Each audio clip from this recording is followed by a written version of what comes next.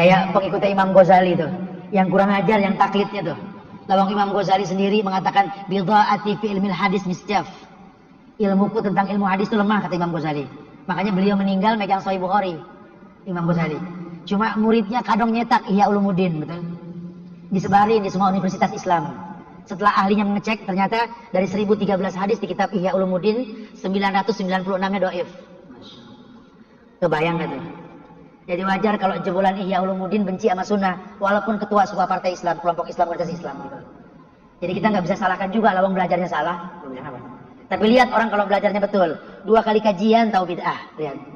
Tapi kalau orang yang belajarnya nggak betul, bertahun-tahun nggak paham bid'ah.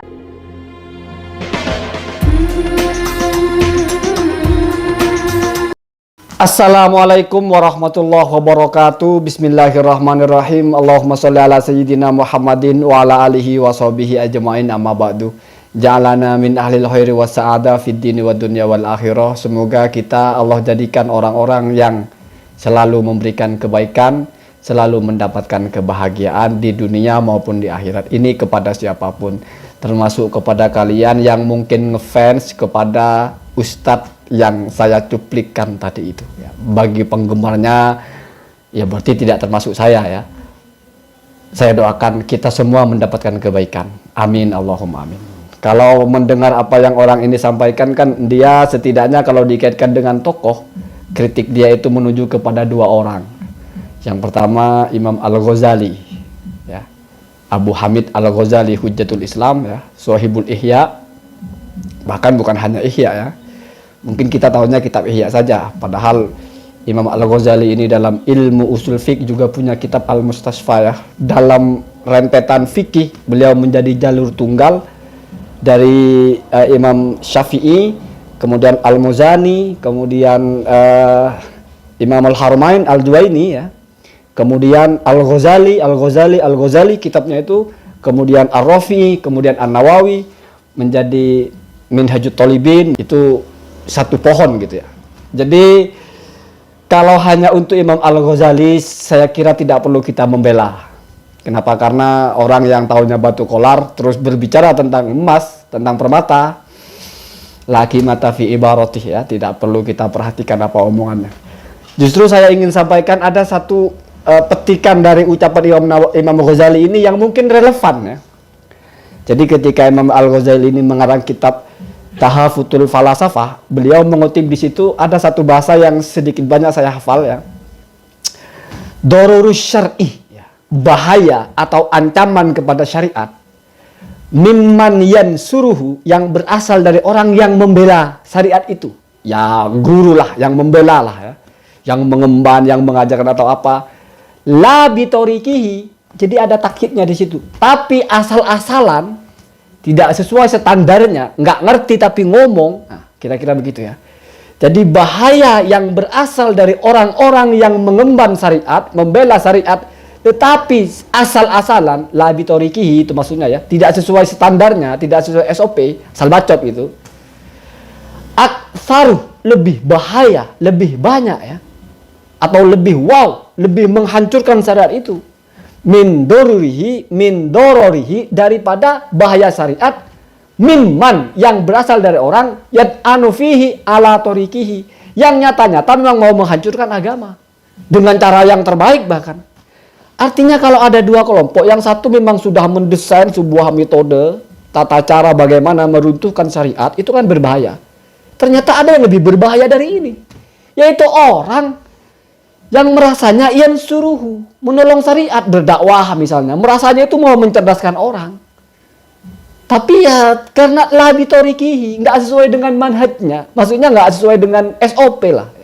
Itu bahayanya lebih parah. Ya iya, kita kalau tahu ada orang memang sudah nyata-nyata musuh Islam, nggak mungkin kita ikuti. Tapi kalau ada orang yang kita lihat ini kok pengemban Islam, nasirus sunnah bahkan ya mungkin, yang membawa sunnah ya, kalau dinisbatkan kepada Imam Syafi'i ya nasirus sunnah, pengemban sunnah. Kalau nasir itu kalau dinisbatkan kepada Al-Muzani, nasiru madhabi, pengemban madhabku.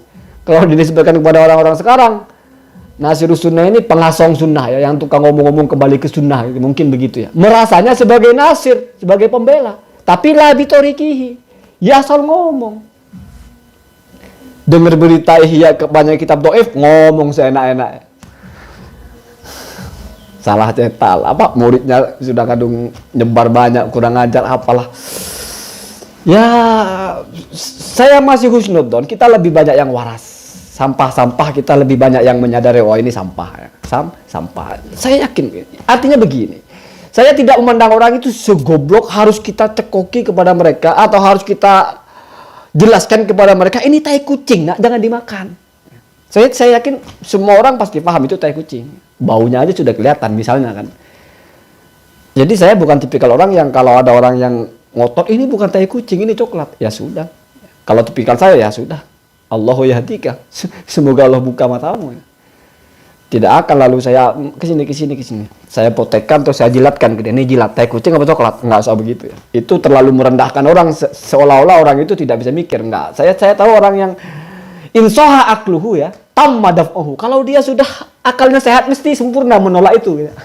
Kira-kira begitu. Nah, yang kedua ini yang menarik.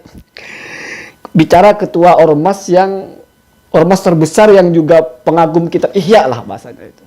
Somplak katanya. Bermasalah karena ikut kitab Ihya gitu.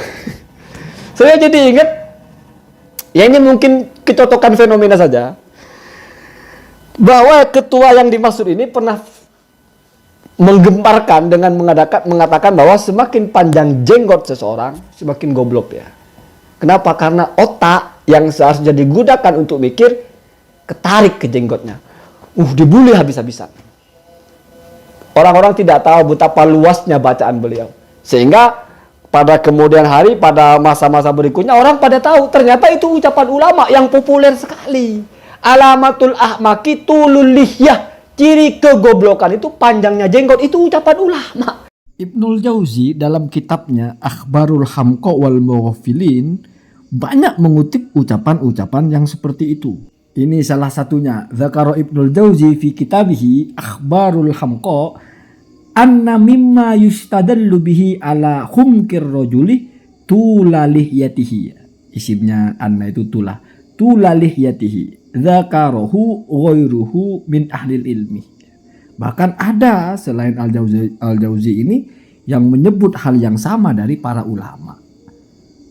Lebih dipertegas setelahnya itu qala Ibnu Nujaim fi kitabihi Al-Bahrur Ra'iq wa yustadallu ala sifatihi, dan dijadikan rujukan atau dalil atau bukti atas sifat orang bodoh itu atau orang hamko itu min haitsu as-surah, ya, dari sekiranya bentukan ya, bitulil lihyati ya, dari atau berupa panjangnya jenggot.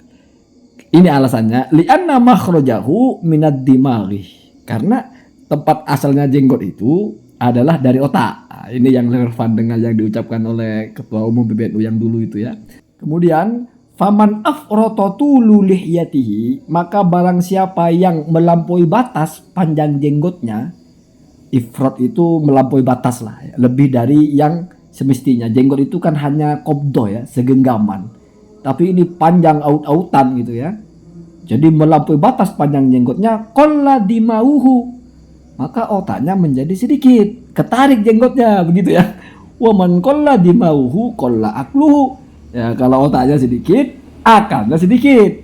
Wa man qalla akluhu fa huwa akhaffu.